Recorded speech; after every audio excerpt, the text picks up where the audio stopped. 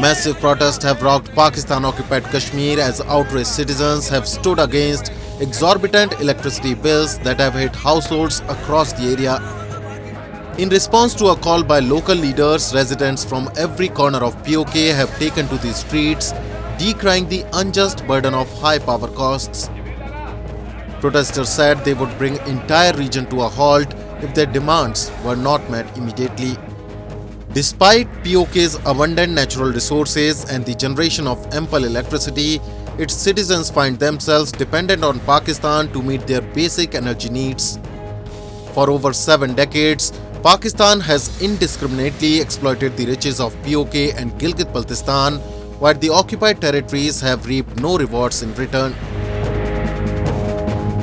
The movement against taxes on electricity bills and cuts in the subsidies and shortages of wheat and long hours of load shedding has now become into a full-blown movement of civil disobedience, and this has been going on for quite a few months now.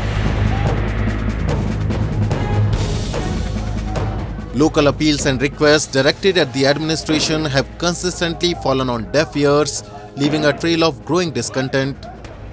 The long-suffering populace has reached a breaking point as they rally against the oppressive billing system. Now, since last week, this has turned into a kind of a rebellion from Rawalakot down to Mirpur and Muzaffarabad.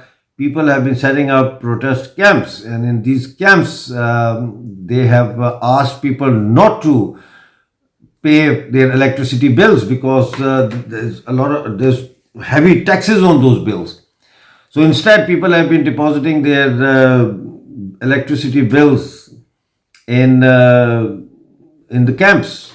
They have been handing them over, and then in mass, those bills have been burnt on the streets.